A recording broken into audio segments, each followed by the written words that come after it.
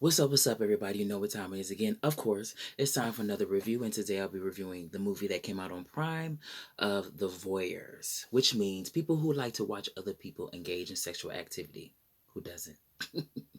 Anyways, so it's about a young couple who moves into this really fly apartment flat in Seattle, Washington.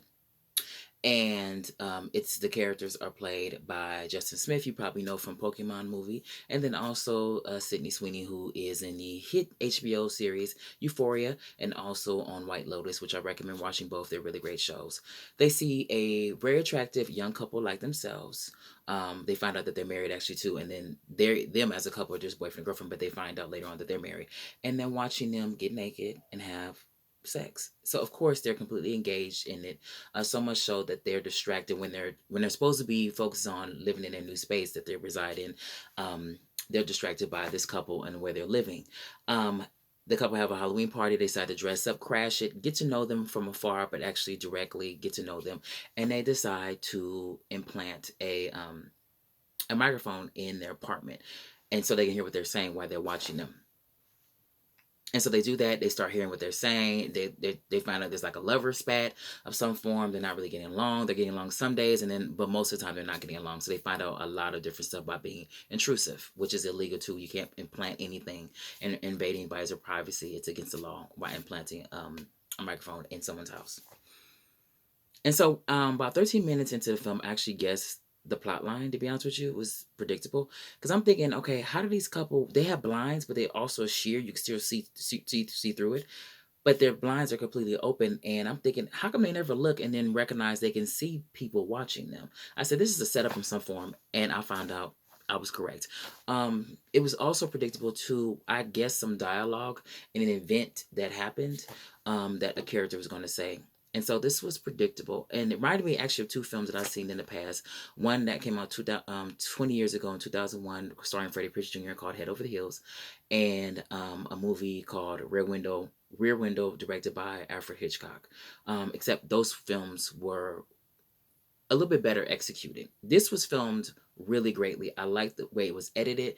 There was an avant-garde type of feeling to it and actual look to it. I really, really liked the way this film was edited, and actually it was shot too as well. It's very artistic because it finds out the couple that they're watching, the male is a photographer. He's cheating on his wife when his wife's not around. There's a lot of nudity in this film, a lot of attractive young people. So he uses his photography to seduce women other than his wife. His wife walks in to Sydney Sweeney's character's office. She's an optometrist who deals with eyes, an eye doctor basically, and they get to know each other. The girl that she's been watching invites her to have a spa day and get to know her, and she finds out she has all these insecurities, so she thinks. And so it turns out, like I said, I predicted it was some kind of setup, and it was. It turns out while they were watching the couple was watching them and filming them. And they own not only the apartment in the building that they reside in, but they actually own the apartment that the other couple who's watching them resides in. They signed a lease, and what part of the lease is an image release, and they don't read it. And they're filming them, watching them. They post it on the internet, and it becomes a sensation. They make lots of money doing this. And so they do this to multiple tenants that rent out apartments, and they put on a show for them. They create a narrative saying that this is the modern world. People like seeing narratives played out. I thought that was ingenious, to be completely honest. And it goes to show, and it says this in the dialogue, how people don't read the fine print of what an actual contract really entails.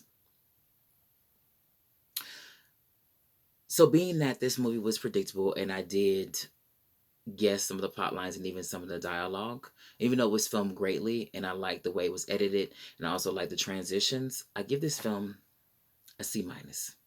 Now please subscribe to my page because I will be uploading at least one review a week. You know what to do.